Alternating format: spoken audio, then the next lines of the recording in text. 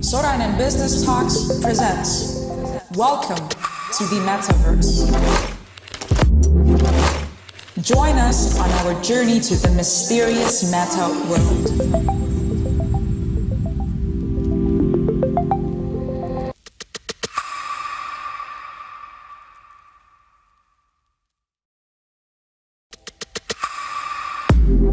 Ladies and gentlemen, please welcome today's host, Leda Iržikevičienė. Leda is Chief Operating Officer of Sorainen, who is in charge of the firm's operational development. With Leda, you can talk about leadership topics such as strategy, people management, finances, and, well, of course, using new technology.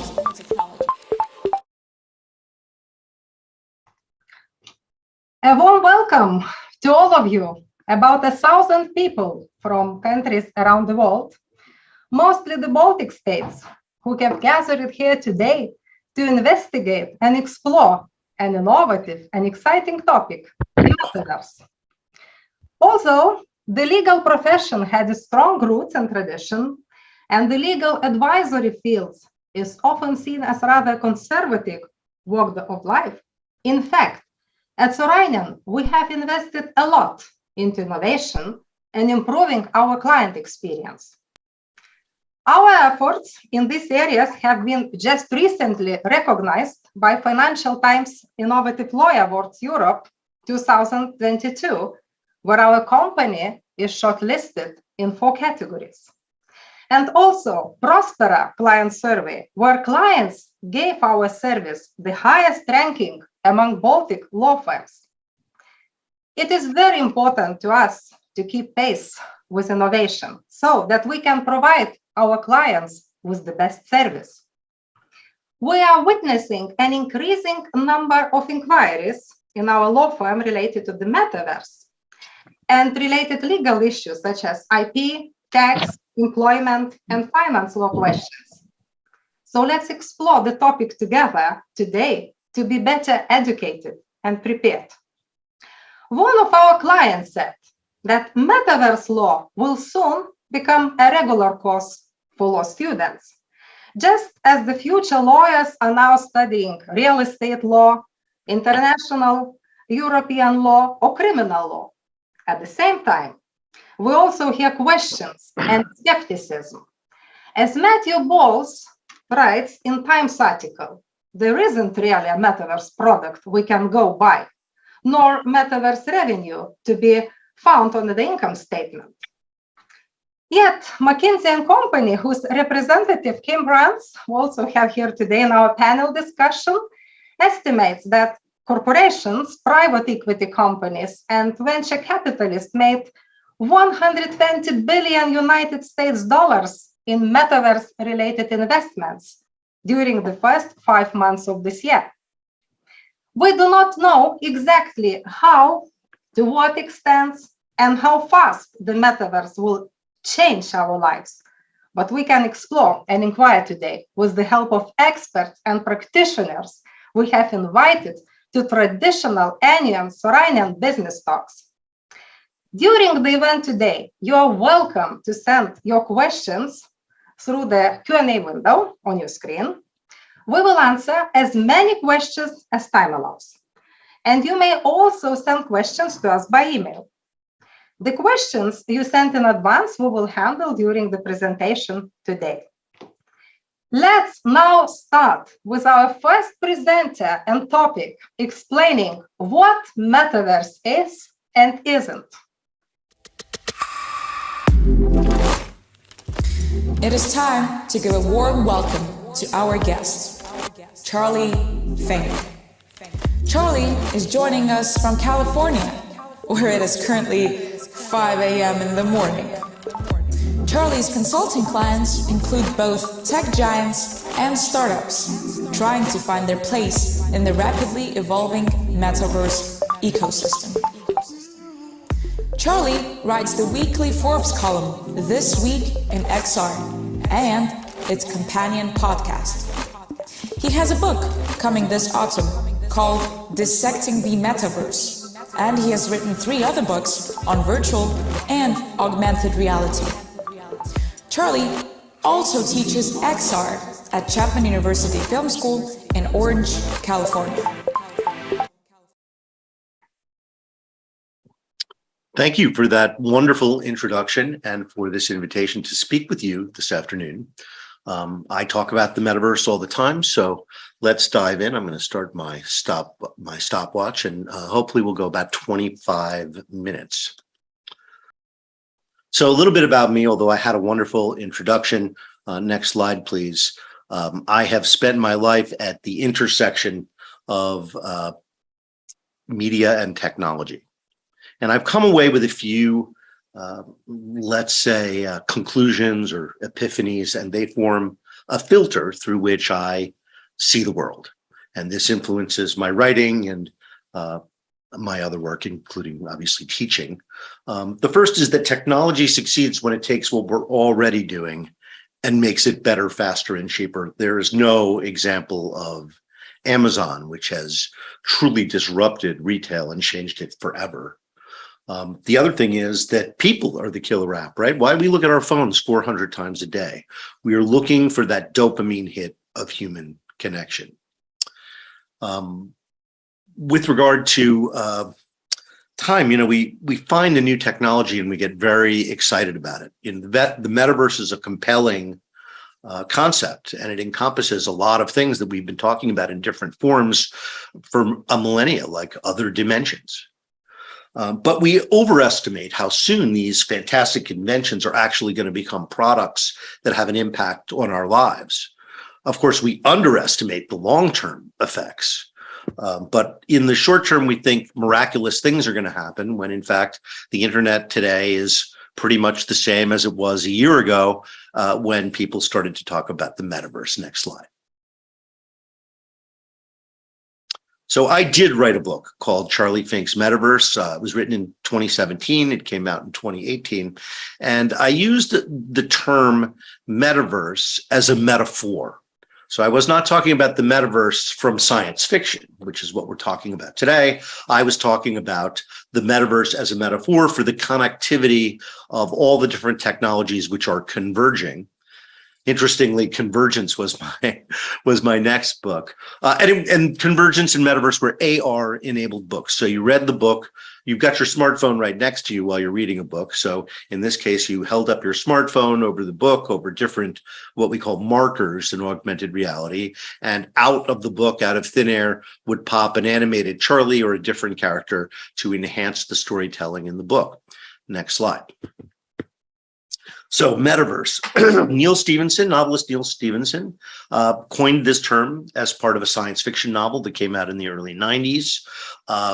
So I think one of the most important things we should keep in mind as we discuss the metaverse is that it is not a real thing. It is a made up word from science fiction. And for that reason, a lot of people have started using the term Web3. I'll get into that in a minute. Next slide, please. A very influential book followed up this book 20 years after it was released, called Ready Player One. I'm sure you're familiar with it because of the Steven Spielberg movie, but it posits a very interesting way that this might unfold. In the novel, the Oasis is created by a video game company in 2014 called Gregarious Games. And the metaverse, the VR first metaverse that they create is so compelling, so exciting, so cheap, so easy to use that basically the entire world simultaneously decided to drop whatever they were doing and to colonize this platform, making Gregarious Games the most valuable company in the world. Next slide, please. So this kind of metaverse started to be talked about years before the popularization or repopularization of this term by Facebook changing its name to Meta. There is a game called Fortnite. I'm sure you're aware of it. It's built by Epic Games. really a huge conglomerate that controls Unreal Engine, which is the platform used to create most AAA video games, particularly console games. And they have a very successful title, which is actually relatively new, called Fortnite. And since its introduction in 2017 across PC and mobile platforms, Fortnite has had over 350 million users. Their users are building social places using tools that Epic has built into Fortnite. And they're having events like concerts by Travis Scott and Ariana Grande. These events are attended by tens of millions of people. 47 million people saw Travis Scott's astronomical concert introduction to his new album. And if all those people had made a micro transaction or contributed 10 cents, they would have made $4.7 million in 10 minutes. So Tim Sweeney is at the forefront of thinking about what he has been calling the metaverse for the last 4 or 5 years. Sony is an investor in their company, as is Tencent. They will probably go public in the American stock exchanges, recession notwithstanding, in the next 36 months. And the company is expected to be valued between $50 and $100 billion. Next slide, please. Sweeney sees the metaverse as connected 3D virtual worlds. Kind of interesting. Everybody has a view of this putative or theoretical metaverse, and they're filtered through their self-interest. So Tim Sweeney basically thinks the metaverse is going to look a lot like Fortnite.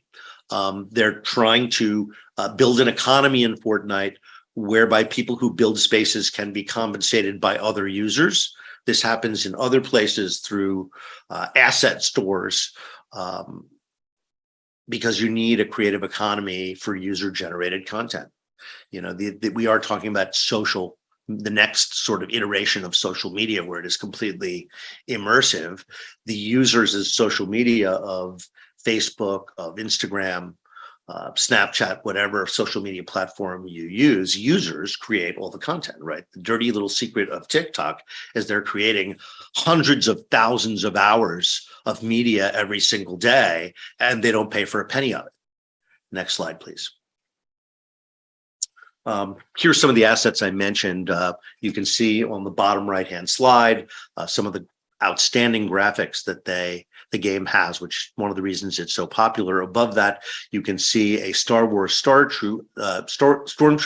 You can actually buy that avatar and use that avatar in the Fortnite game. So they've kind of created a cultural mashup inside of Fortnite, which is really interesting and fun. They've been a very strong advocate for a quote unquote open metaverse. And that's in opposition to, say, where Apple is going, which is to continue what it's done with the mobile app store into the next phase of the quote unquote metaverse, which, by the way, Apple doesn't believe in at all. They believe in the app store and individual experiences that run on their new hardware. Next slide, please. So Iris mentioned Matthew Ball's new book, which came out just about 6 weeks ago. Matthew has been writing about the metaverse, and in particular Fortnite, since 2020. And he sees the metaverse, next slide. He sees the metaverse in a much more sophisticated and specific way, right? He sees it as being massively scaled. So it's world scale. 1 million people could be in there simultaneously. Theoretically, we could see each other as avatars. We're there synchronously at the same time, just as we're holding this call, right? It's synchronous. We're all here at the same time. It's persistent. So if you leave and you come back, it'll still be here, although time will have passed and I will be in a different spot in this presentation. There is a big consensus around this idea of interoperability, so that you can access the metaverse or Fortnite using a mobile handset or a game console or virtual reality. It doesn't matter. It exists in a browser, so you can visit it using any browser.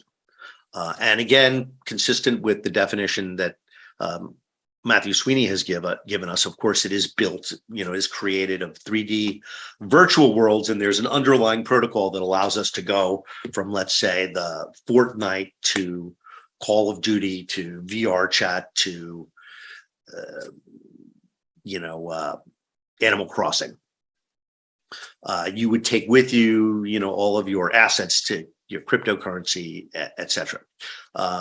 So that's Matthew's view of the metaverse. And of course, he admits in his book, right up front, that the metaverse, as he's describing it, is a theoretical concept, and the technology has not yet emerged that would really make it possible for 1 million people to share the same simulation. That amount of computing is not even exist in the world yet. Although, shortcuts and hardware is being introduced. So it's not crazy to think that in 10 years, we could have a platform that would support these kinds of synchronous 3D worlds. Next slide, please. So something happened on October 21st last year. It's almost, we're almost a month away from its anniversary. Facebook changed its name to Meta. I like to say that Mark Zuckerberg was rather like a lover tattooing, his beloved's name on his arm, right? He changed his company's name to Meta, and he made very clear that the company was investing $1 billion a year, $1 billion a month, $10 billion a year in creating a VR first metaverse. Now, he has talked about the quote unquote metaverse really since the acquisition of Oculus by Facebook in 2014. And this watershed event last October is the reason we're talking about the metaverse today. Zuckerberg's announcement, one of the biggest companies in the world, is pivoting to be metaverse first, was big news, and it excited all of this interest in the metaverse. And suddenly Matthew Ball's rather heady essays published on his matthewball.vc blog were the talk of the industry. But again, Zuckerberg has a VR first view, not a browser first view, although, things that he says and does aren't always consistent. And I think more than anything, Mark Zuckerberg wants to be loved. Next slide, please. I mean, because when you have, $100 billion, that's the one thing you can't buy. So Zuck sees the metaverse in a very specific way that I have to say I like. He sees an embodied internet. Embodied meaning you have hands, right? You're seeing from the inside out. An embodied internet, and you're present in it. Presence is such an important idea in VR. You're present and you're with other people, so it's social. And you're having experiences. Things you couldn't necessarily do in the physical world. Go to outer space, for example. And you're doing them with other people, and you are co-present in these experiences. Next slide. So Meta could not be more in. As I said, they're investing $10 billion a year. They're actually spending more than that. It is true they made $85 billion in 2020, but their business has radically changed. On the eve of launching a competing XR headset, Facebook kneecapped both Snap and Meta, meaning Instagram and Facebook, rather viciously when it turned off ad tracking. So Facebook took an immediate $10 billion hit from that change in 2021. There's been a big downturn in tech stocks. Part of that downturn people ascribe to this crazy pivot that Meta is making from being a social media company to being a VR first metaverse company, right? So the idea is your profits from social media are going down and you're throwing money into the metaverse as quickly as you can, hoping that you will be able to synchronize the decline of one business with the rise of another business. It is for a business of this size to do that is unprecedented. And of course, Facebook is, or Meta is, the most disliked and distrusted company in the world. So that's part of the reason they rebranded, right? Get rid of that tarnished social media brand and try and be associated with something new. They are working on every aspect of the metaverse, hardware, software. They've acquired their leading developers, the designers of games and experiences on the platform. I think they are going to succeed in building something like the Oasis. Is the whole world going to colonize it at once? No, there is no way that could or would happen. Although obviously that would be a very, very happy ending for Meta. That is not in the cards through technology or competition reasons. Next slide, please. In my view, the three most valuable assets in the metaverse, and it doesn't matter whether you're talking about a fully embodied metaverse or a metaverse that you are operating through a computer screen or a television screen and a joystick. You have this meta layer, which is the large technology piece that everything is sitting on top of. That meta layer will contain the existing internet, right? The existing internet doesn't go away. It is contained by the metaverse. We have, latency-free computing all around the globe, persistency inside of this, or I should say these virtual places, and concurrency. We can be there at the same time, no matter where we are on the globe. Your identity, represented by your avatar. Now, your avatar and your identity are separate, right? In your wardrobe, you may have lots of avatars for different occasions, how you'd like to represent yourself, but your identity will remain the same. You'll have your smartphone with you. You'll have your wallet. If you purchased digital goods or NFTs, they'll be in your wallet as well. And then finally, something that's not talked about a lot, but that Meta is working on, and I think is a really, really interesting idea in the metaverse, is your spawn point, right? When you materialize in the metaverse, where are you? When we were starting out with the internet in the 90s, we were very concerned about the desktop. What's on the desktop, right? Well, my desktop is a mess. But in those days, we thought what was on the desktop was going to be the starting point for where you were. We later thought, oh, well, maybe email is the starting point. But in the metaverse, the starting point is your spawn point. If you are MetaQuest users, you materialize in an environment where you're working with menus of the apps you own and other features of the Quest. So Meta is trying to turn that spawn point into a homier place where you can put other assets and invite other people and decorate. Next slide, please. Of course, there are lots of small m metaverses, plural, already in existence. I don't know exactly how you would move across from, let's say, Fortnite to Roblox or Altspace, because these are all different avatar systems. Horizon's completely different avatar systems. They even have their own content creation platform built into it. And look, Second Life, which is a online video game that has no object other than to live in it, has been around since 2004. It still has over 1 million monthly users. And by the way, significantly, a thriving builder economy that does $600 million in transactions a year. They also sell virtual land, which is rather like buying a condo. I'll get into that in a second. Next slide, please. As we talk about virtual 3D places, it seems to me that companies that are already building virtual 3D spaces will have an advantage. What we are really seeing here is gamification and the techniques of video games moving into the mainstream and influencing things like movie production. So these are the creators who have experiences making spatial content. So everybody's a little behind them. Next slide. Gives them a real advantage. So again, going back to Fortnite and the potential value there.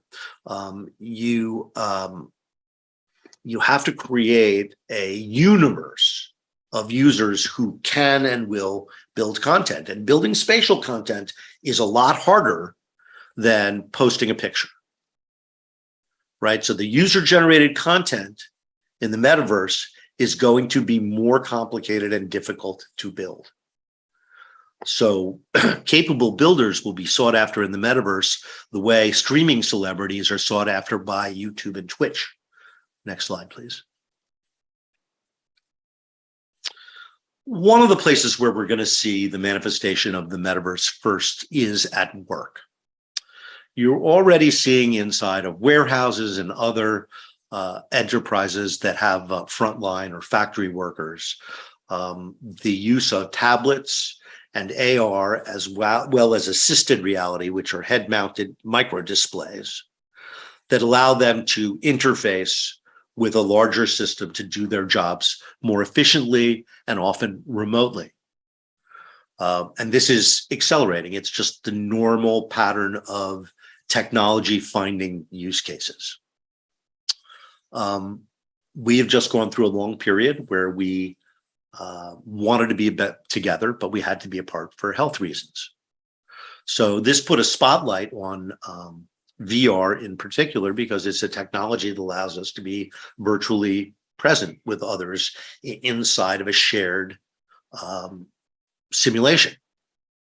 And so there have been platforms introduced and growing quickly. One is called Verbella, and it is a game-like environment that company uses. Audio is super important in it. They have, I don't know, at this point, tens of thousands of companies that have private campuses that are accessed by its employees. Meta has introduced something called Horizon Workrooms. This is really interesting because it integrates a Zoom-like interface. I believe it is now compatible with Zoom. So you could have some people present in VR and some people present via video inside of the same meeting. They also introduced a really interesting mixed reality technology that allows you to bring your laptop, your real laptop sitting on your desktop, into the simulation with you. It's using the external facing cameras on the headset, and it is taking that real world object, bringing it, tracking your keyboard perfectly so that you can type and take notes and even do presentations from your real computer while you are in VR. So these are the kinds of things that are being unlocked by this new technology that I think are going to have profound effects. Next slide, please. So one thing we should talk about is what is sometimes called mirror world. It's the digital twin of the physical world. Like a surgeon's glove fits over a hand, so the digital twin of the physical world will lay atop it. And unlike the physical world, this invisible layer will be machine readable and therefore searchable. And the world is becoming, as you know, more and more filled with sensors. And the things these sensors see, the things that self-driving cars see, can be combined together into a world scale mesh where anybody in VR or anywhere on the metaverse could literally travel to a place in the physical world in real time. And if someone were in the physical world with a device, they too could see the digital twin of the physical place that they were currently residing in. This is insane, right? We talked about other dimensions and the number of writers and thinkers and philosophers who have tried to divine what that could possibly mean and why are we so interested in this? And now it's real. Next slide. So who else is working on the metaverse? We've talked a lot about Meta. We've talked about Epic Games, but we're not just talking about them. We're talking about the biggest tech companies in the world. No bigger companies than Google. Google's working on a special headset. They've got Google Maps, which, by the way, is a digital twin of the existing physical world. Apple has, not only does it have a coming XR headset, but it has Apple Maps, which has gotten a lot better too. So a lot of things happening in the metaverse, and with head-mounted displays have, a lot to do with what's happening in the metaverse. Next slide, please. So let's just talk quickly about a few things that are bouncing around the peripheries of the metaverse.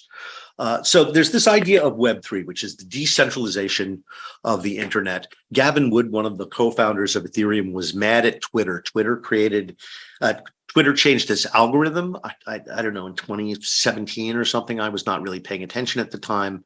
And a lot of people got really mad because they lost followers, or I can't even remember. And they decided that we should decentralize, right? It's, why should everything we do go through Google or company like Facebook, or Twitter?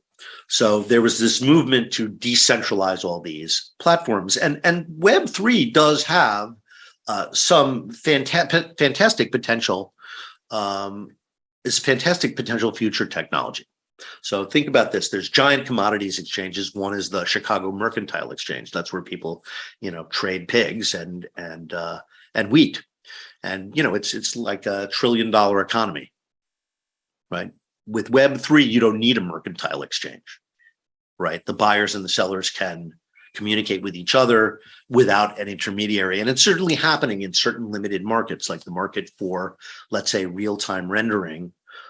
So if you want to take a video game you've made on your computer and distribute it as a disk, you're going to have to render the whole thing, right? You're going to have to take all of the computer code and render it as images and actions on a disk. So that takes a long time and costs a lot of money. So they do distributed rendering, whereas companies are renting their computer capacity overnight. And a company called Otoy is allowing the people who need that rendering capacity to rent it from them. And the way they rent it is through tokens. So there's a market in these tokens, and when there's high demand, the value of the tokens goes up. Next slide. So Web3, just to make clear, a lot of people are saying Web3 and the metaverse are the same thing. Or they say Web3, I hear this all the time, Web3, Web3, Web3. People think they're saying internet, they think they're saying metaverse in a really cool way. So I don't argue with people. I've just come to accept that people don't like saying metaverse.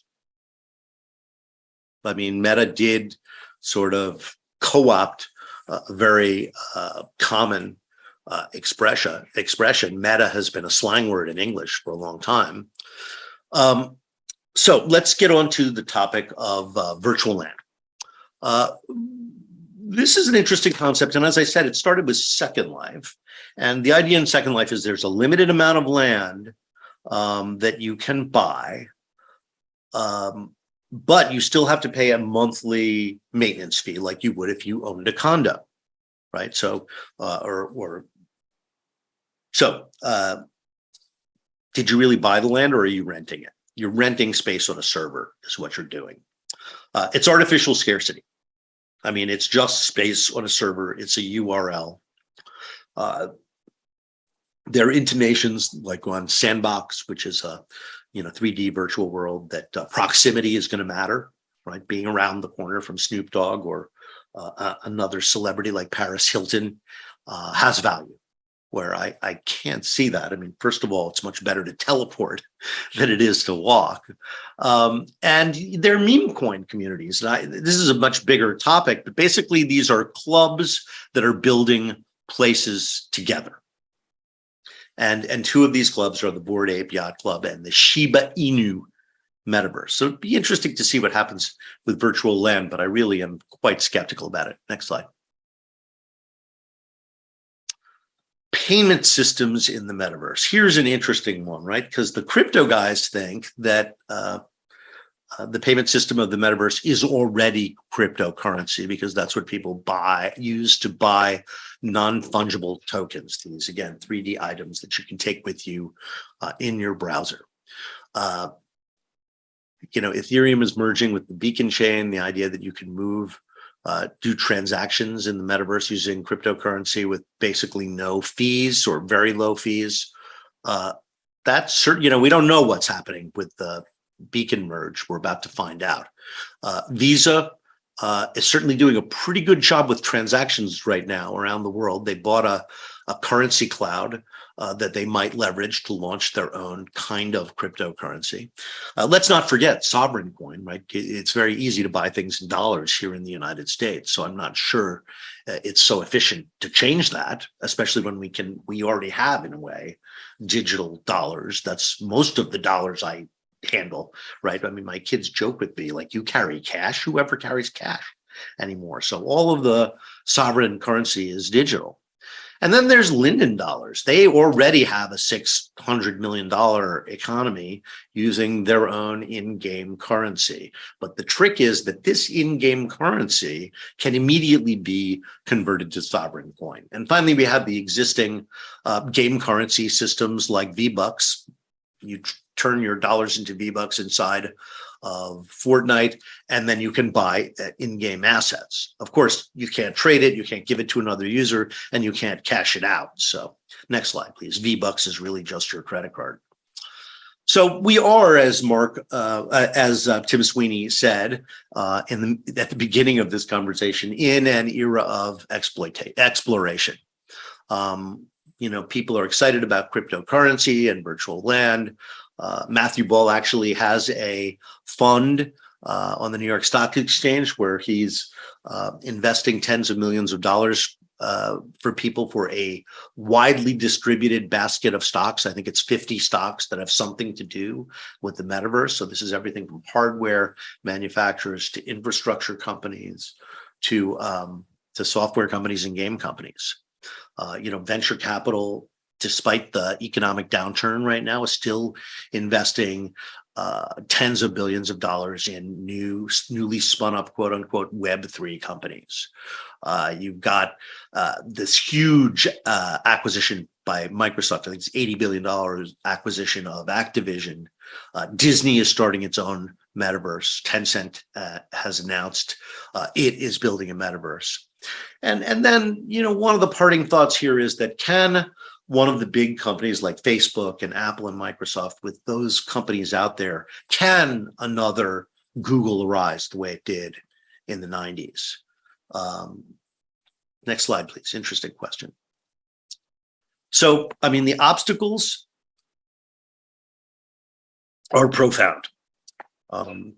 So there are two ways of looking at this. One is the metaverse is here today, and it's starting out as the internet doing new tricks. And then there's the metaverse of tomorrow, which has different standards, different protocols, has its own HTML, makes the mirror world searchable, and is much faster than today's internet. One thing I know this group has a lot of interest in is the regulatory issues, tax and legal issues around the metaverse. And this is unsettled business. And it's very much tracks legal, tax, and regulatory issues on the internet. So this is going to be an extension of that conversation, which is already going on and has a lot to do with national boundaries, e-commerce. I know there are questions about this from the group, and I hope I haven't taken up too much time. I'm not going to dwell on the unintended consequences of a possible metaverse, but obviously almost everything we do with computers has an unforeseen consequences. Next slide. I think we're at the end. Yes, thank you very much. It has been a pleasure speaking with you. I think I went a few minutes over. Sorry about that. And I think Iris is going to help filter through a few questions after my talk. Yeah, thank you very much, Charlie, for joining us overseas and providing very valuable insights how we will create universe from gamification. I think we have a few minutes for the questions, and I would like immediately to start asking you, Charlie, do you have your footprint there already? The metaverse is going to manifest itself first in places on the internet feeling and working a lot like a video game. And at some point, I will add that to my website, charliefink.com.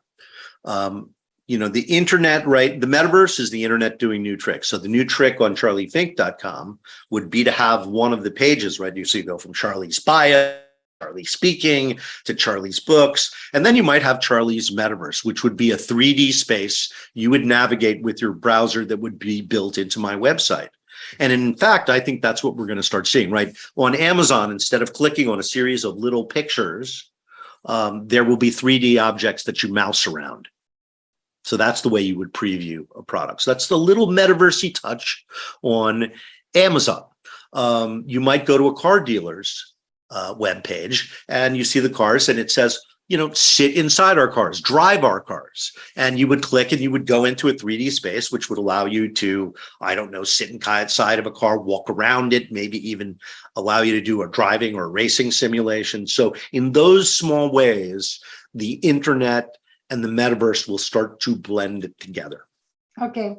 We received a lot of questions before the event and during the event we also received, so I will choose a couple of ones. So what do you think? Will virtual reality glasses will be mandatory for the future daily tasks, such as work? The answer is a qualified yes. I don't think, first of all, in the end, I think when you talk about that, it's, AR, VR glasses, right? They could do AR or they could do VR. And I do think that I don't know, I'll go out on a limb and say in 10 years, a lot of people are going to have those glasses that they will own them, or they will be integrated into their workstation at work, or if they're a deskless worker, they will have them all the time. So yes, but the timing of it is far in the future. Okay. But yes, that's going to happen for sure. That will happen. Like getting the laptop, we will get also the reality glasses. Right. So which metaverse platform could be one to be most used by companies? What do you think? Is it Microsoft? Well, there is a very big push for the open metaverse. And believe it or not, Meta is one of the leading advocates for it, as is Epic Games. So there will be, I think, the only company not participating in that is Apple, right? Apple doesn't like the idea of everything existing in a browser. Apple likes the idea of everything existing on an app. That said, one of Apple's most popular apps is its browser. So Apple is in an interesting position, but I do think that people are very keen to get these protocols agreed upon and in place. We don't have an HTML yet in spatial computing that would allow us to search the metaverse. But, again, the metaverse the internet was formed in an era of cooperation between educational and other government institutions, and not just in one country, but around the world. The metaverse is being formed in a different way, which is by existing commercial companies who have competing self-interest. So it's going to be different, and hopefully something like the Open Metaverse Forum will create a consensus that will be widely adopted. But I don't think it's going to be a choice between the metaverse and the Fortnite metaverse. I don't think it's going to be a binary choice like that. I think it's going to be more platforms will be in the future. Yes. Also. Yes. And a couple of questions from the audience. What possible ethic issues could metaverse bring? What sort of, I'm sorry? Possible ethic issues. Possible ethics issues. Well, that was the thing that I dodged at the end because I didn't want to do an hour-long presentation. But just as we have a dark web, we can have a dark metaverse. This is an interesting question, because is there a line that people should not step over? Right? For example, Grand Theft Auto is about killing civilians and evading police. So should we have Grand Theft Auto in the metaverse, where people can simulate committing crimes against not like other soldiers, like in a game simulation, not other knights, like in Warcraft? This is like people walking across the street. Should there be a line that we don't cross? What happens when there is a war in the physical world? In the metaverse? So, I mean, these are questions we don't know the answers to. But, and again, beware of unintended consequences, right? We didn't know when we introduced smartphones, we thought, won't this be great? You can find me anywhere, anytime. So I'm infinitely available, but I'm also far less present when we are together in the physical world. Yeah. So, you know, for every positive consequence we get, there's an unintended negative consequence that we can't anticipate. And so I suspect there will be many of these unintended consequences waiting to be discovered as we develop a more 3D internet. Many work for the lawyers as well. Oh, yeah. And the last question, should companies start having virtual meetings in Meta already this year in 2022? Yes, absolutely. Okay. Absolutely. And not all the time. I mean, I find the most effective kinds of virtual meetings are where we went back and forth between VR and Zoom. So it's not like we were all in VR all the time. Things that were good to be done in VR, we did in VR, and things that were more efficient to do in Zoom, we did on Zoom. For example, VR still has no effective method for you to take notes while you're inside of a simulation. And that's a really big deal. Meta, again, allows you to bring in your laptop. That's a step in the right direction. So I think we're headed in a great direction for remote work. It's going to take a few more years, but I think remote work is going to be a big application for VR technology, as will education. And of course, education is going to come last because, you know, it's an enormous institution in every country. You know, it changes slowly. You know, education has not been disrupted in 400 years. So I don't think technology is going to make any big changes anytime quickly, but clearly VR has a huge role in education with virtual field trips, taking you to meet people, to speak foreign languages, to see places both real and impossible. I mean, it's going to make a huge difference, but it's going to take, you know, a decade or more to implement because education is so huge. It moves the bigger it is, the more slowly it moves. Okay, so not yet, but in the upcoming years. Yes. Charlie, thank you very much for your insights into the metaverse. So let's now move on to our panel discussion. And now it is time for the much-awaited panel discussion. Here it goes. Kim Rants is an associate partner at McKinsey Company who is passionate about the intersection of technology and business. He leads McKinsey's consumer practice in Denmark and is a core member of the consulting firm's digital practice. McKinsey has recently published a comprehensive report called Value Creation in the Metaverse. With its potential to generate up to $5 trillion in value by 2030, the metaverse is too big for companies to ignore, says the report. Rolandas Dirgėla is the Chief Digital Officer of Magnetic Group, the most passionate aviation company in the world.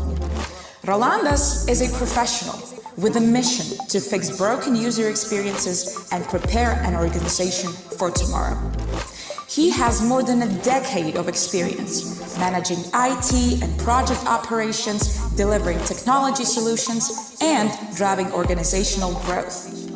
Magnetic MRO has been using augmented reality and 3D scanning and printing tools for years and has successfully reached the desired results on different aircraft types.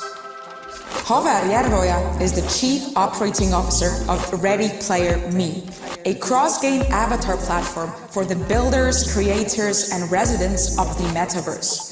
The Estonian startup, which recently raised over 15 million euros to develop their avatars, is on a mission to break down the virtual walls to build a more open and connected metaverse.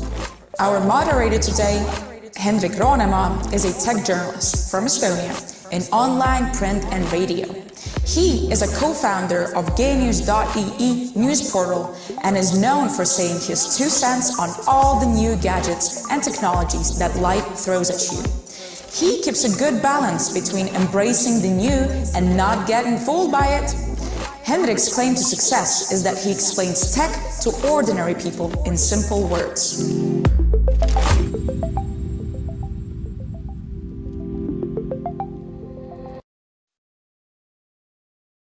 So, hello, good afternoon from the panel. I'm the host, I'm Henrik, and with three wonderful guests here, we have a little time, actually. This is a big subject and lots of things to discuss and unpack and explain. We will do our best and we'll try to keep it practical. So, and to start with a practical question, maybe I will turn to all the fellow panelists and ask, have you personally been to the metaverse? Do you know where to find it? And probably I think Haver is the closest here. His company just raised a boatload of money to build services for the metaverse. So I presume, Haver, that you have been there. You know where to find it. Have you been there? Where do I find the metaverse? Yeah. First of all, thanks for having me.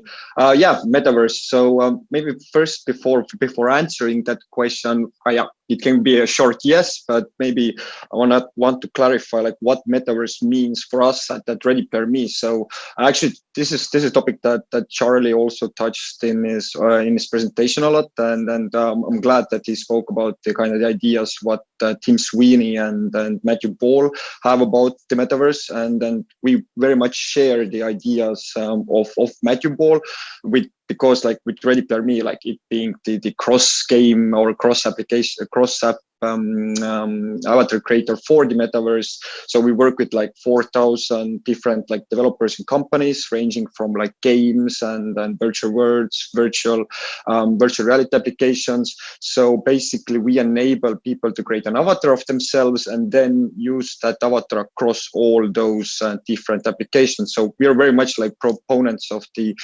free and open metaverse where different like kind of worlds are interoperable, and yeah, people can there like work or play or collaborate on different matters.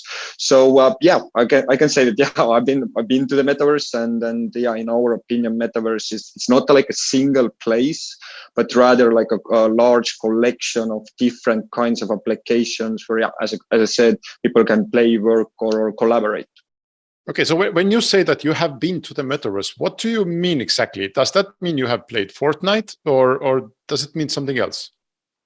Yeah, I wouldn't call like Fortnite a metaverse. Also, I wouldn't call the Meta's Horizons a metaverse. I would classify them as virtual worlds.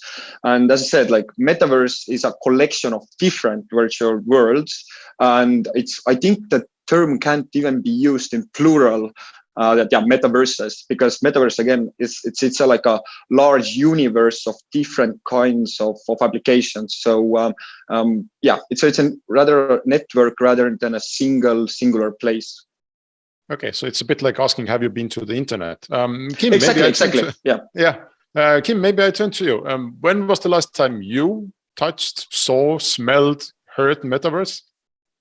No, and I will actually repeat a lot of what was just said, right? But first of all, thanks for having me as well. Depending on how you define the metaverse, then quite frequently, right? But I think at least what we see, some of the most advanced spaces, right, is within gaming. I'm a gamer myself, so if you sort of put that in as part of the metaverse, then I would say it's not been long since last time. I also own a VR headset myself. I don't use it that frequently, but I would say yes to a question of whether I've tried it. Okay. What game? Is it Fortnite? Is it something else? A lot of different things, but Fortnite is probably the most well-known example that I actually play myself. Okay. Rolandas, you are taking care of airplanes and airplane maintenance. That's kind of an important job as a frequent flyer, I would say. Do you have time to be a part of the metaverse? You need to have a time, otherwise someone else will take that spot. And I would say in Magnetic we're at the doorstep. The spider step is very high. To enter the real metaverse, still we're using VR glasses, augmented reality glasses to try it on.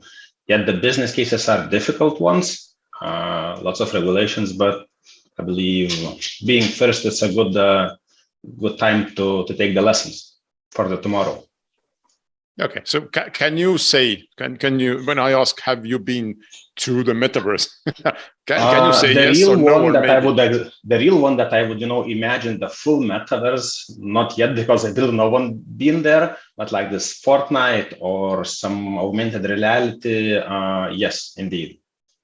Okay, Kim, your company, McKinsey and Company, you just recently released a report on the metaverse, and in the report you say that something like 95% of business leaders expect metaverse to have a positive impact within 5 to 10 years.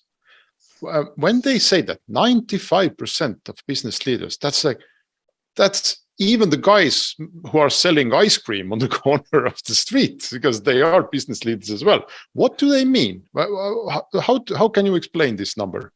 Yeah, so I mean, first of all, I agree with you. It is a very high number. So just sort of to take that out, then the executives that we asked, we didn't ask the guy on the corner with the ice cream stand.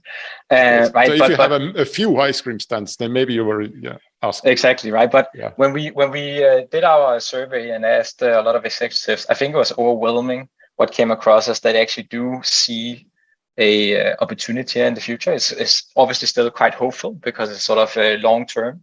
Right, but this is a combination of better engagement with their audience, maybe better training internally with their employees. Right, we heard Charlie talk about education as well. Can be new business models, new way to monetize, new ways to sort of create inclusion. So, like the positive impact is a collection of many things that when we talk to people, they are actually quite hopeful of what the sort of the next evolution of technology can bring across industries. Okay, so when I read and listen and think about the metaverse, then it sort of feels to me that there are two kinds of ideas, or you can divide this topic into two. And one is games. It seems to be the huge one, like the obvious one. So, and I would say if you are a game maker, you're in the game business somehow, then the idea of interconnected 3D worlds with users moving there, taking their guns and swords and hats with them. That sounds like a very plausible idea. And I think, however, you're nodding like that's your whole company, right? That's the idea. Right. Do you see that metaverse being a game-verse in the beginning or mainly, or do you see it being a airplane maintenance verse? So yeah, I have like a great example of that. So yeah, but first of all, definitely like what we see is that like games are becoming like social, and social media is becoming like games. Like you can see that what like Meta is doing, and then like what Fortnite is doing, and again like what was touched upon by Charlie's presentation. But actually, at first when we started Ready Player Me, we had also the kind of the notion that gaming is a very very like kind of obvious thing to go after. But when we started Ready Player Me, that was at the height of the COVID pandemic, or the kind of the first wave of COVID. And actually what we saw was that the kind of the explosion of those like remote work applications, like different kinds of meeting and productivity applications in VR or in web or in different mediums. So actually our like a lot of our first like clients that utilized Ready Player Me as a like character system or avatar system in their application, it was a lot of different like VR meetings and productivity applications. So yeah, I think that the first like even like 10 partners that we had was somehow related to productivity and working essentially. Okay, Kim, what about you? You are a gamer. Probably you see the gaming angle really well, but as a consultant, do you see a non-gaming angle being prevalent at some time? Yeah, definitely. I mean, so we are having many conversations with the clients around this and how do you tackle this area, right? So I will say that, and it probably is no surprise, one of the industries that are furthest along the development is gaming, right? But as you sort of start having that space, and as you see people going there to hang out for social instead of just sort of shooting other people, to be frank, you also start seeing maybe it's interesting for brands being there, right? If you have a virtual persona, maybe it's actually interesting for brands to be there because you want to do self-expression, and all of a sudden you have, a new ecosystem, a new sort of economy almost, if you will, popping up. And then this becomes something that you need to sort of take a stand at as a company, right? And not just if you're a gaming company. Yeah, I want to add on the brands front. So what we actually see, like from our business, is that we have like the end users creating avatars and using those different like virtual worlds or games or applications, and then actually the kind of the third like let's say party or like stakeholders that we have are different brands, especially like clothing brands. So they come to us for like distribution. So let's say like a client of ours like Adidas and then Tommy Hilfiger. So they see that we have like partnerships with like, let's say 4,000 like different virtual worlds. So they come to us with their like digital, like let's say digital like hoodies or shoes or shirts, and then they can have the presence in the metaverse and in those different virtual worlds just by kind of coming to us and then having us distribute all their assets across those different types of applications. So we do see that it's very, very like especially in the last year, like very interesting for the brands to be in the metaverse. So Rolandas, you're here with in some ways in an unfortunate position that you are from a real world business, some might say an old type business, a physical business. So when you think about metaverse in the context of your company doing airplane maintenance, where do you see, how and why would you like to be a part of the metaverse? Like, can we think that if I'm playing Microsoft Flight Simulator, which is a 3D, airplanes piloting simulation game, do you think that at one point I should hire your company to do maintenance on my virtual plane? Or I would rather say, if you're really a motorhead, maybe not to fix it, but maybe would you like to learn how to fix it yourself? Yes.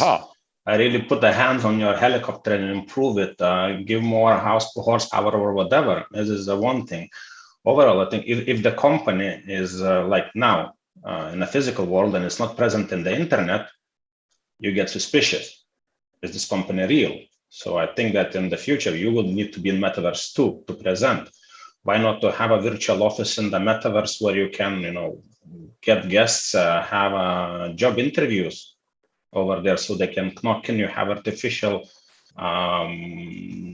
person welcoming you. Also, you will never get so easily into the place like a hangar where the planes are maintained. It's a restricted area. It's in metaverse, but still with the digital twinning, you can go there and check it. Of course, some restrictions, but it opens lots of opportunities, training, yes, and so on. So I think it's a huge potential. Yet technology needs to be developed. Yes. So we can discuss this technology. So also, Charlie finished with a sort of minimalist view on the metaverse. Just open a web page, there's something 3D, you click somewhere. So instead of seeing a 2D picture of, I don't know, an Apple computer you're about to buy, it will be 3D and you can, I don't know, rotate it. Or so Charlie's idea was that it will come bit by bit, and then first it will live in a browser as a 3D thing. Another idea, which is I think more prevalent, is that we all need to have these VR headsets, or maybe if technology develops, then VR glasses that look just like normal glasses.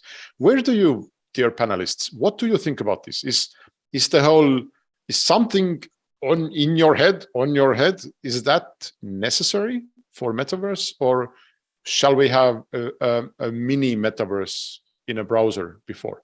Who wants to answer?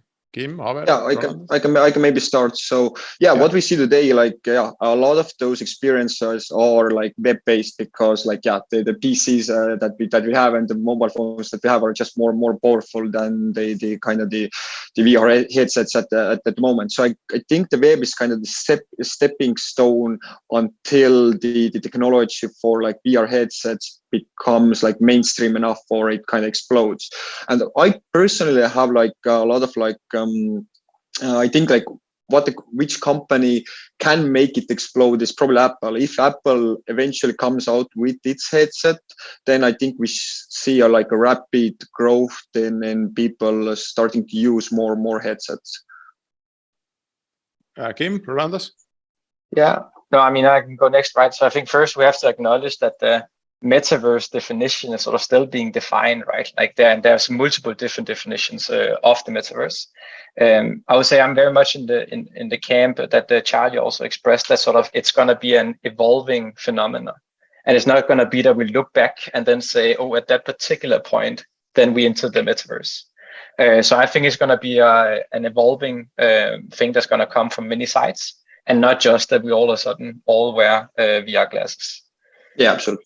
I would agree with Kim, because if you try to wear these VR glasses for a couple of hours, it's already like, okay, you need to train your neck muscles to have it on. So yeah, and also the processing power and then heat generated and all the battery issues and everything is there. But okay, we have done the sort of introductory round to metaverse, and you all seem to be fairly optimistic. So I think it's natural and honestly quite easy for me to then I will take the opposition stance here. So if 95% of business leaders feel that something big is coming, I have to be ready. It will impact me positively, and yet we have almost nothing of that bright future right now. We have no standards, we have no hardware, we have no defined software. We have sort of this first ideas, these first experiments. Haver's company is an experiment. Rolandas has done experiments. So if we look back at, let's say, the internet. So it was first, I don't know, dreamed up in the 60s, and then more and more people started talking about it and maybe using it a little bit in the 80s. And then there was an explosion in let's say, in the middle of 90s. Where are we with the metaverse? Is it the 60s? Is it the 80s? Is there an explosion coming next year? Personally, I would not think that the explosion will come next year, because still it's like early stages. I mean, everyone just trying to understand the shape and where it's heading. As like these experiments, I mean, I mostly would say that it's a good thing that there is a positive outlook on that. So if that will continue throughout upcoming years, then we might expect an explosion. Right. Haber? Yeah, I'm just thinking about the question. So yeah, like there are a lot of parallels from, let's say, first that comes to mind is like from 3D printing. Yeah, 3D printing was already something that was actually being done during like the 80s and then 70s, but that actually got exploded like, let's say, like in early 2010s, something like that. And still you can argue that like 3D printing isn't there yet. Now what has been like promised that, yeah, we don't like need to we can like print everything that we want at home using 3D printers, but we're still not there. So I think people have like unrealistic expectations when some new technology emerges, like how long does it actually take for it to become like productive in that sense. So what I want to say is that, yeah, probably this kind of metaverse and speaking about like VR and AR glasses, yeah, it will probably take more than people expect. So and we at ReadyPlayer, we also think that actually for metaverse to develop in that sense, it will take like 5 to 10 years. And then that's why I actually think like that gaming is actually our sweet spot at the moment, because that's more tangible, but we are optimizing, but at the same time, we're optimizing for this kind of long-term view of metaverse becoming a thing in that sense in the next like 5 to 10 years. But at the same time, Kim, I mean, there are like, if Facebook is like putting 10 billion per year, I don't think they will want to wait for 10 years to pay back the thing. Well, it's 100 billion. They have that. Well, actually, Facebook made their first bet on VR becoming social or metaverse like happening back in 2013 when they purchased Oculus. So they have actually been on it for nearly 10 years already. So I don't see them not doing it another 10 years. And as like from the media and then what like Mark Zuckerberg has said and then written, he's like he very deeply believes in metaverse and that becoming a thing. So I think he just like he doesn't care about money in that sense. He just wants to make it happen and be right. Okay, Kim. Our colleagues here are saying 5 to 10 years. If I'm a business owner or let's say a CEO today, and I'm not in 3D gaming, maybe I'm not even in any IT business. If I hire somebody, just one person, to be my chief metaverse officer, and then I wait for 5 years, it will cost me what? Let's say €500,000 to €1 million. Should I do that today? Should I spend €500,000 to €1 million and hire somebody to think about the metaverse? I'll just come back to your question in 10 seconds, but I just want to comment on the other thing as well, right? So I think I think in my mind, the metaverse is really early stages. I think we are seeing some movements for why this could be different this time and why I believe it's going to be an upwards trajectory, right? Like the amount of investment going in there, the technological sort of advancement that's going on, the legitimization of gaming, the sort of the creator economy. So there's a lot of things that are sort of going on. Then to your question, so first of all, I don't think that the metaverse is for everyone at this stage, right? So I think for most companies, it makes sense to test and learn with it. But I do think for a lot of companies, you really need to ask yourself before you sort of jump on this journey and sort of go wholehearted after it. Why are you trying to sort of go into this new space if it's very far from your current business model? Who are the people you are trying to target, right? Or is that sort of your current consumer base? Is someone else? Do you have the capabilities? So sort of to answer your question, I'm not sure it's for every company to hire a dedicated person at this stage for the metaverse.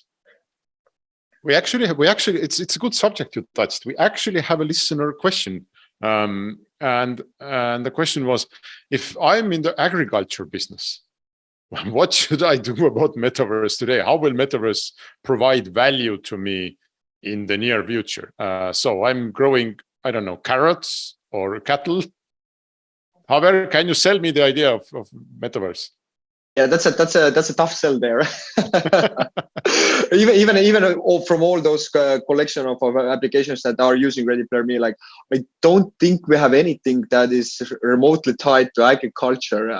So that's a tough question. Yeah.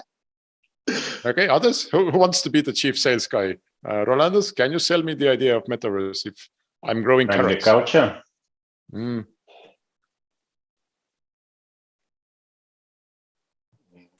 I don't know, maybe I start preparing some kind of virtual foods. Carrot avatar, which is also exists in I mean, it requires deeper investigation, but it's challenging. I will think of tonight for sure. Exactly, it's a home assignment for all the audience here. But maybe if there is a game, let's say, and your character has to eat to survive or to regain health, so maybe my company's carrots will give a better boost for whatever reason. Like I pay Fortnite guys, and then my carrots are better than other carrots. So that could be it.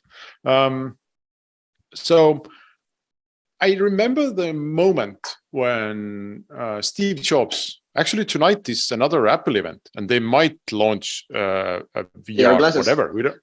We don't know, right? So, but I remember, I think it was 2007 when Steve Jobs walked on stage and he showed the iPhone, and the whole industry was sort of underwhelmed because all of the big companies like Nokia and Ericsson, they had been doing smartphone-like things before, and they didn't really see what could another worse smartphone in many ways. What could it provide?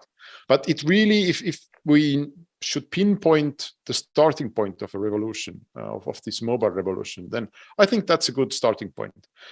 Has there been a similar metaverse event already? Has there been a metaverse Steve Jobs walking on stage and announcing something that will change the world forever?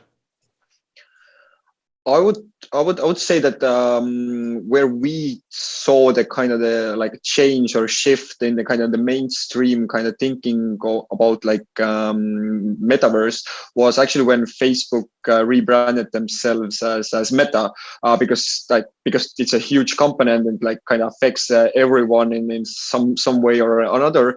So after that, we saw a kind of explosion of this interest into metaverse and people starting to kind of think about metaverse, and a company starting to hire chief metaverse officers and so on. So maybe in a couple of years' time, when we look back, I think that could be the that moment. However, as you mentioned Apple, and then why I mentioned Apple earlier was that what Apple has historically done is that they're not the kind of the first one to come out with a product or innovate a product. They rather lag a bit, but they launch something when they're absolutely sure that it's gonna be big and it has potential. So that's why my kind of personal hope is that Apple releasing AR glasses or VR glasses, because if they do, that means that they think that the time is right and market is ready, because Apple doesn't usually fail with their products in that sense. Others, Kim, have you seen a watershed moment for metaverse already, or is it coming? Yeah, no, and I mean, obviously want to acknowledge that it's a very difficult question sort of when you're not looking back in hindsight, right? But I would agree. I think sort of over the last year with the Meta changing its names, we see more executives also from our survey sort of orienting that way, at least sort of having to take a stand. We see many more gamers. We see sort of the whole creator economy popping up, and we also see the technological evolution and then all the investment going into the space, right? Both from brands, we talk now about Meta, or sort of corporations, we talk about Meta and so on, but also from investors, right? VC funds, private equity, and so on. So I think there is a combination of many forces that are happening now, that could be sort of, when we look back, we could sort of look back at this moment being a very important one, but very difficult to say when you're in it, I think. Yeah, I have been educated as a journalist to be very suspicious, and on this topic, I am a little bit suspicious because I see a lot of reasons why some of the people who are making a lot of noise about metaverse would want to do that. Zuckerberg is betting his company; he needs a new story. Venture capital needs a new thing that could grow thousands and maybe hundreds of thousands of times. They need something that grows from zero to big. There are people who want to talking opportunities, books, consulting fees. All of these people around this metaverse idea seem to have skin in the game. What I don't really see is the consumer interest. Why are we doing all of this? Is there a hungry audience waiting for us to create these 3D carrots and things? But maybe you see that. Do you see a big consumer interest, hordes of people waiting behind the gates to be opened? Did you see the interest in iPhone in 2007 before it was introduced? No.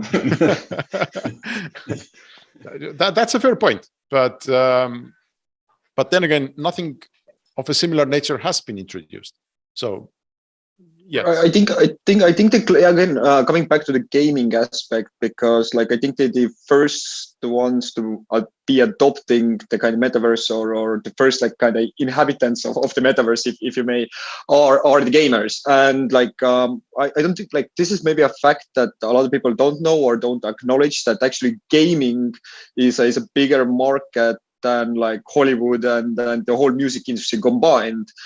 So I think there's we can make the kind of deduction that from gaming, like it being built in 3D and the metaverse being built in 3D, there is a kind of big market ahead, or the market will be big.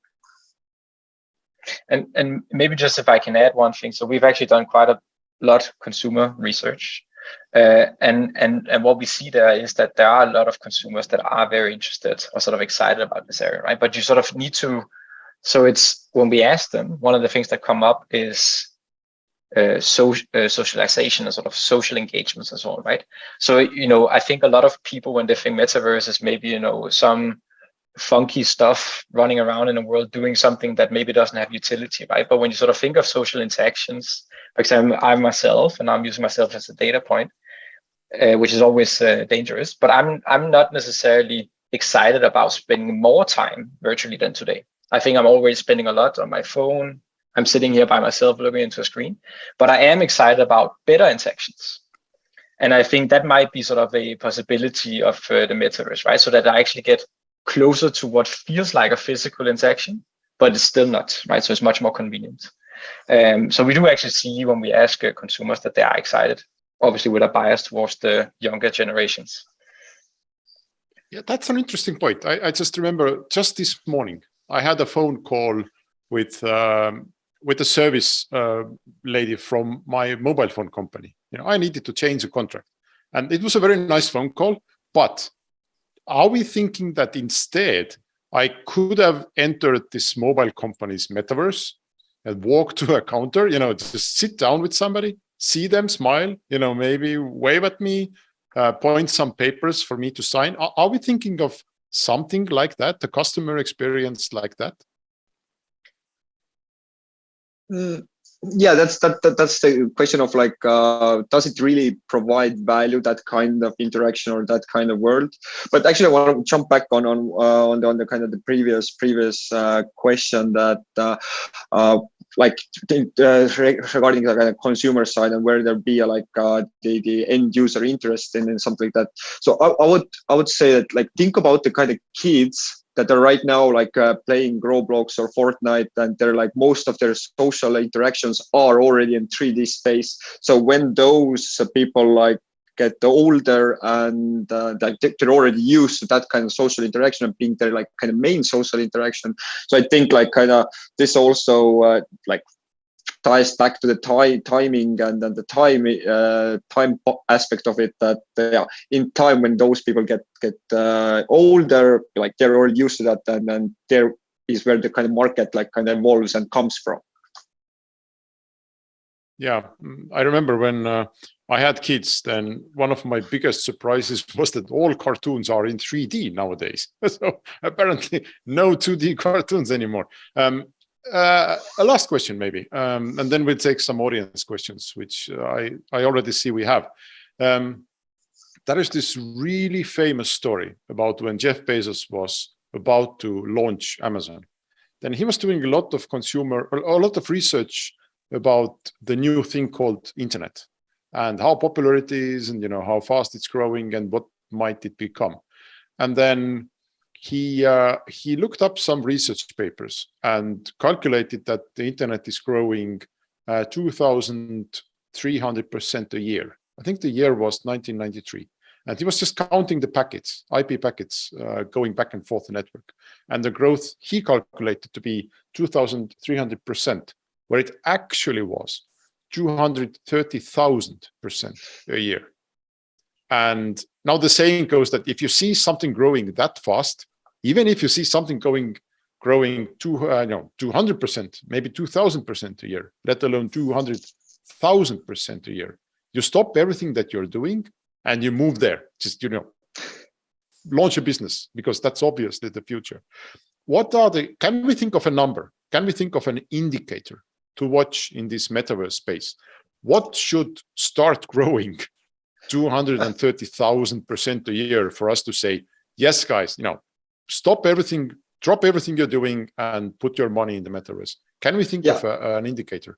I have an indicator from Ready Player Me. So as you're working with developers in companies developing virtual worlds and using our avatar system, so to bring an example of that, so in the beginning of last year, we had 25 partners, 25 companies building virtual worlds and then using our avatar system. Today, so 1.5 years later, it's 4,000. So I think that's a pretty exponential growth in that sense, which can be from my side at least an indicator. Okay, Kim, you're a numbers person, analyst person. What should start growing? Yeah, no, I think it's a great question. I'm not sure I have one number top of my mind. I would be happy to sort of think about it, right? But I mean, I come back to that. I think it's a number of different things you would need to look at, right? I think it's there's one thing on sort of the investment going into the space. You could also use some technological advices as a proxy, like how many VR headsets, AR headsets are actually being sold, and sort of do you see an acceleration there? I think there's the number of people that actually use time in this space, right? So gamers, I come back to that as well. You could see sort of items being bought in this place. So I think there's a number of indicators. I don't have an answer for just one to look at. Happy to think about it, but that would be sort of my answer for this. Okay, Rolandas, you can be the last. I would agree with guys. I mean, fully. Nothing to add on that. Let's see how the technology will evolve, how many users at time spent, and maybe that will be the time when to jump in and start building the offices there. In your company, have you already been to the CEO's office and said, I need a few 100,000 for this metaverse thing? Or are you going to go there in the future? It's more or less a future. I will not scare out people. All right. We have a couple of questions from the audience, and I can start with, do you see metaverse as another addiction for humans, which will reduce time for real-time interaction among real persons? I think it makes maybe real-time interaction more effective. Thinking about the kind of the remote work aspect of the metaverse, like people don't have to kind of travel, a couple of hours to work and back from work to home. They can be more effective in their communications. However, as humans, we're still social creatures, and we're from time to time we want to have kind of this physical presence. So I think the physical presence will never go anywhere. I wouldn't want it to never go anywhere. I think we're just will be more mindful of our time and are looking ways how to kind of have our interactions in a more let's say time efficient manner. Others comments? No, I maybe just want to add that I hope not. Right? So I think that's also what I was mentioning before. I think metaverse makes me exciting because of a higher interaction of higher quality of interaction, not because of more time spent in digital spaces. And I also think that's part of what is so exciting of sort of being in this space early on, is that I think now a lot of it is being shaped. So I hope we don't end in that situation. I think that would be a real shame, right? Because I don't think we'll ever be able to replace the true physical experience. And I hope not. Also, historically, I think the number of hours people spend consuming content has pretty much doubled with every new big medium. So it doubled from books to radio, from radio to TV, from TV to internet. And according to some research, I think the Western world is now at around 10 to 12 hours a day of consuming content. So if it doubles again, then we are at 24, which is, but it's possible, right? Everything is possible. How much? Sorry? Brains are unlimited. So yes, exactly. And maybe in the next decade, it will not be 24 hours a day, but rather 48. So we have room to double. How much should businesses, or how much do businesses take into account the impacts of spending additional time in metaverse? If not much or not at all, do you see any danger in that? So I think the question is, should businesses make preparations or take into account the fact that people will start spending lots of time on metaverse? Or, should they? How should you think about that? Yeah, I guess you always should take a look at the new things and observe. You cannot just live in your narrow cage and don't look around. So just not to miss the opportunity. Maybe not to spend 200K, on something, but keep an eye. It's always a good thing. Yeah, I guess the answer is like depending what kind of company you are. If you are like a fashion brand, then yeah, definitely you should be very actively thinking about how to sell your like digital or virtual clothes. So yeah. When will professional service agriculture also? Yes. Don't drop the ball. When will professional service businesses like legal services move to the metaverse to meet existing customers, to find new ones, and increase profit? Are they going to move to the metaverse this year or in 10 years? I guess that kind of ties back to what Charlie brought out with the unintended consequences. So when we start seeing some of those like dark metaverse or like kind of legal issues happening in the metaverse, then yeah, there's probably a lot of like work for lawyers and legal professionals in that space. So yeah, but in general, like, should you open a metaverse office like now, or should you come back to that in 5 to 10 years? Like I don't see like much use in that right now. I rather would encourage all the kind of like the professional service providers to explore all the space of like Web3 tokens, and get yourself familiarized with those concepts, because the world is moving to that direction. I would move rather from this brand building perspective. Let's open and let's see who will come in, and then we will solve the problem that they will bring. Yeah, a marketing push. So it comes from the marketing budget. Everybody here. That's for the marketing department. Yeah. Yeah. All right. That's all we have time for. And hopefully we have reason to gather back here again in 1 or 5 to 10 years. And maybe we will be in the metaverse. But thank you to the panel. Thanks to the audience. And we will continue.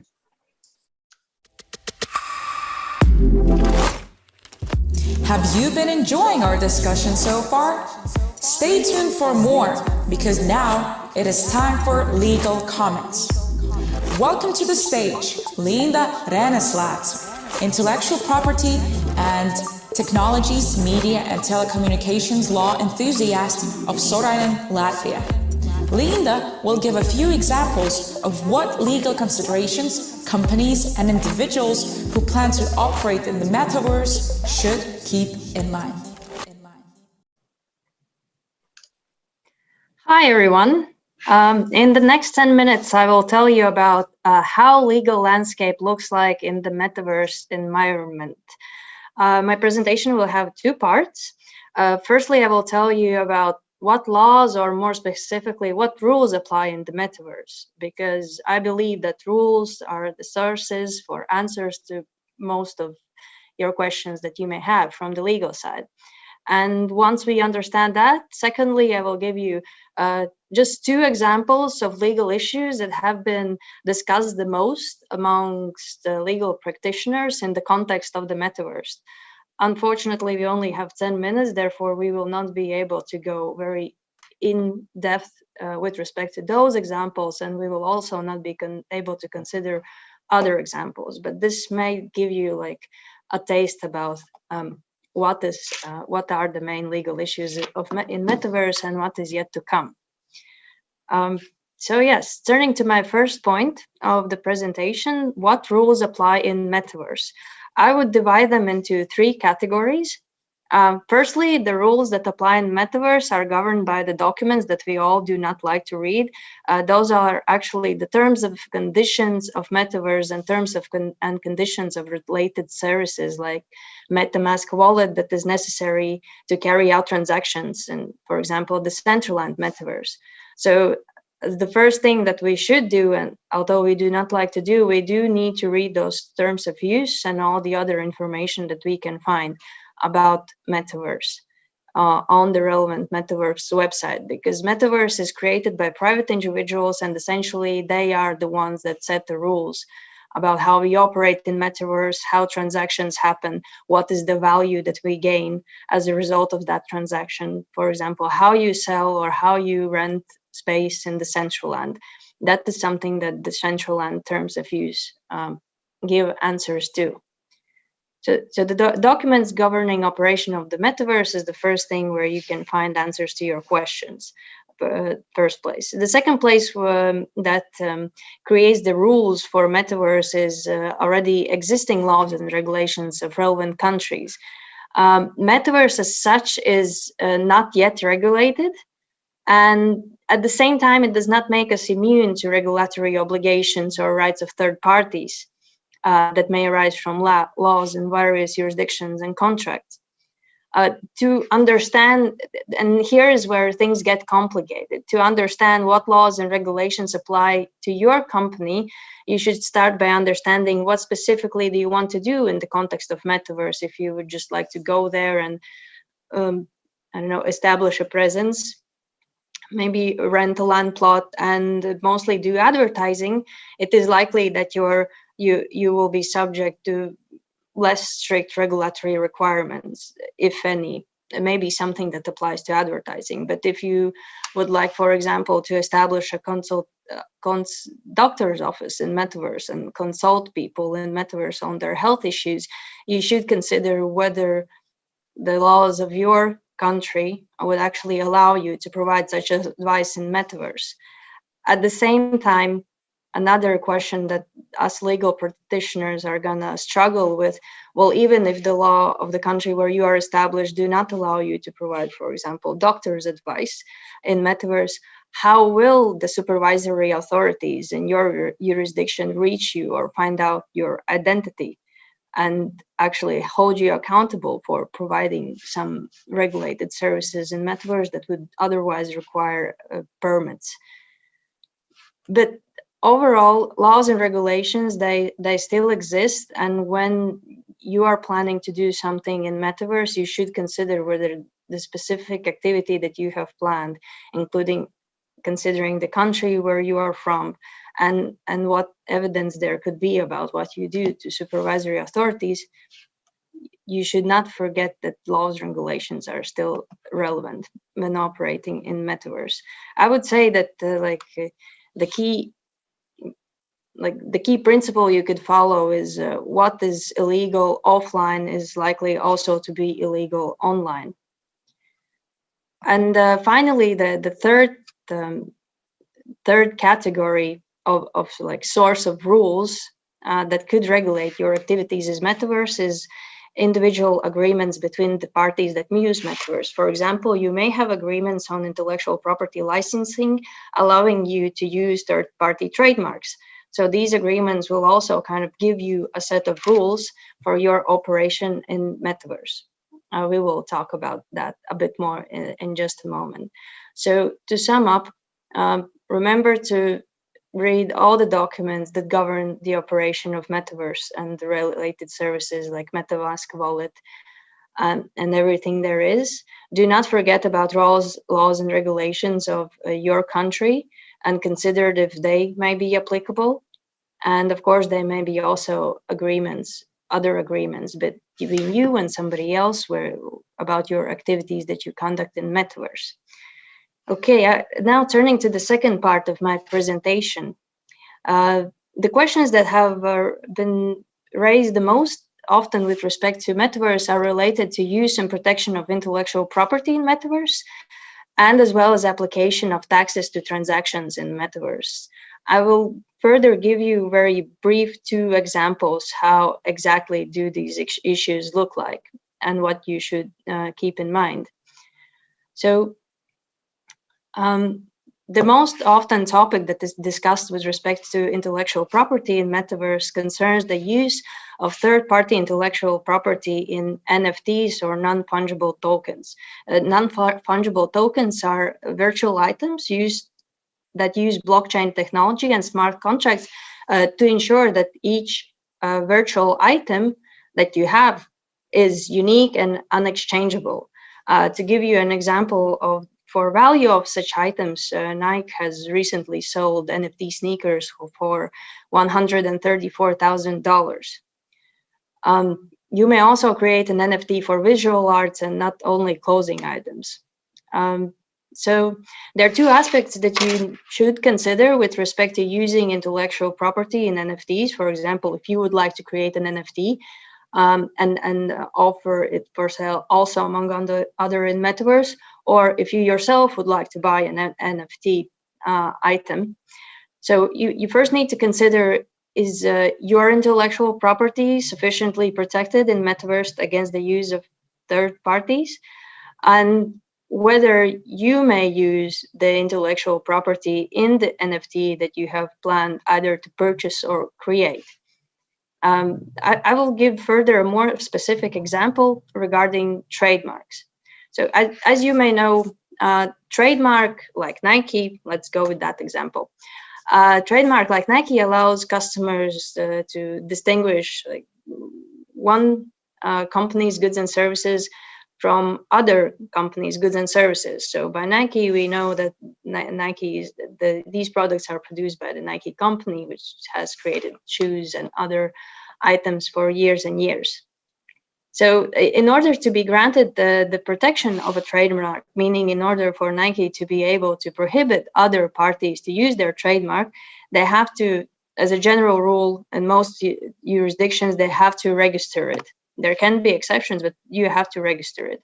And you register the trademark for the specific goods and services that you're planning to use it.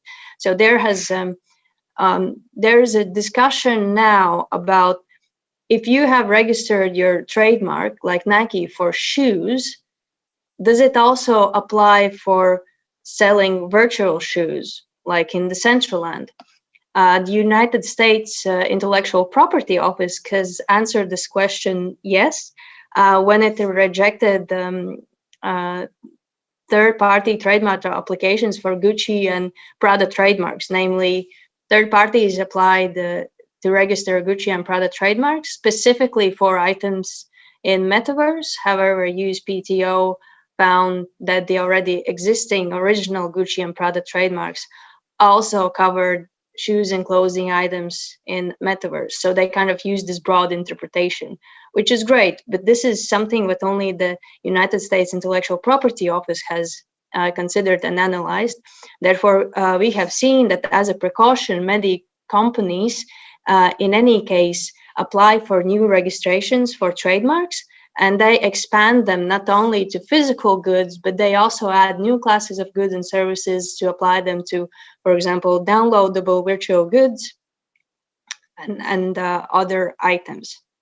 So here's our small advice in this aspect. If you have a big trademark portfolio, please revise it and consider if it would be useful to apply for new registrations. So this is one example about trademarks, and I see that my time is almost running out.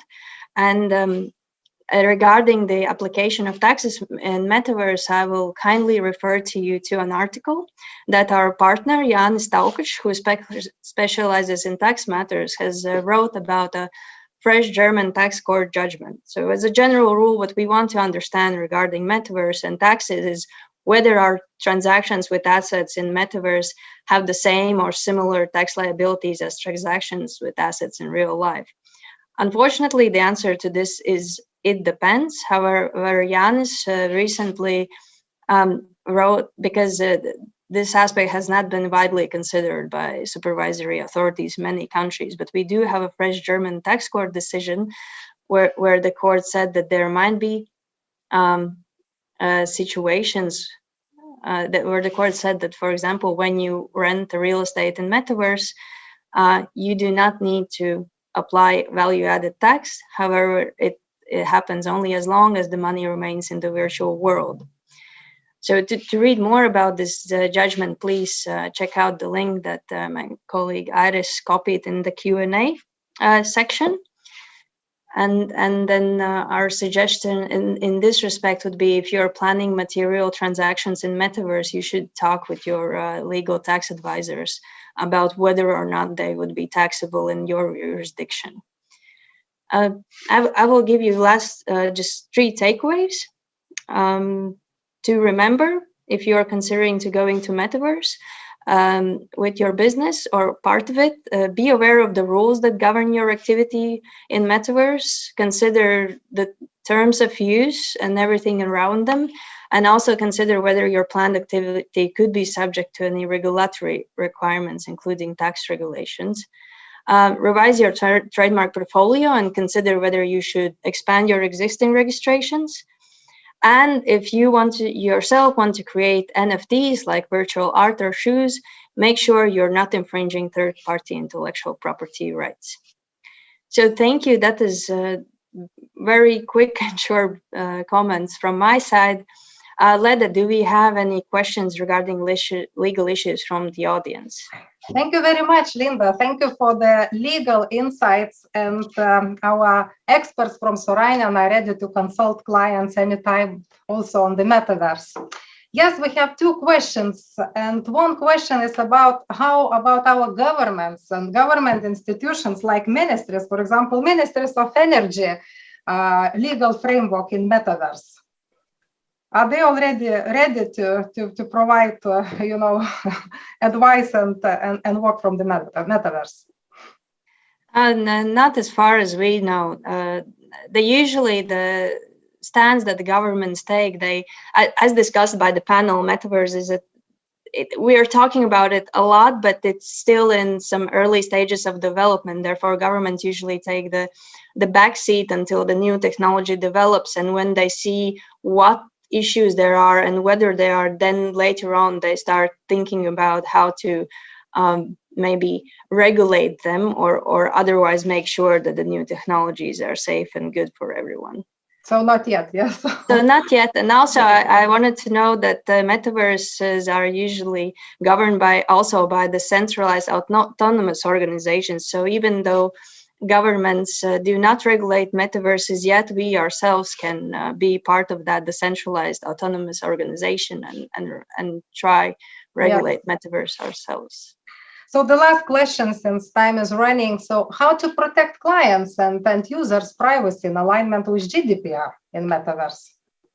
Yes, that's a very interesting question. And my first,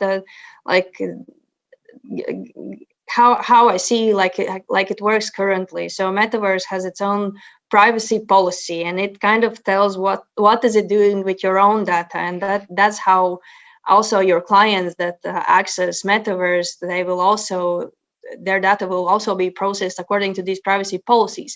But if you as a company are planning to, for example, ask your clients' email in Metaverse to send them marketing communication, you should make sure that this part of data processing, where you ask them information, complies with the GDPR. We've seen that there are companies that have established their presence in Metaverse. They actually have like a space there where you can read their privacy policies in the Metaverse itself. So this is an aspect that you can consider from data protection perspective. Okay, thank you very much, Linda. And now it's time already to close the event. And I would like to thank you for attending Sorainen Business Talks. I hope everyone got at least one good tip or an idea to consider. Should I hire my chief Metaverse officer? Should I spend €500,000 minimum to think about the Metaverse? That was the question for the panelists. And Kim Rants from McKinsey answered that Metaverse is in really early stages. And first of all, he doesn't think that Metaverse is for everyone at this stage. And most companies should stay alert, but ask themselves why they want to go into this new space. Another insight from our keynote speaker, Forbes columnist and author Charlie Fink, was that technology succeeds when it makes better what we're already doing.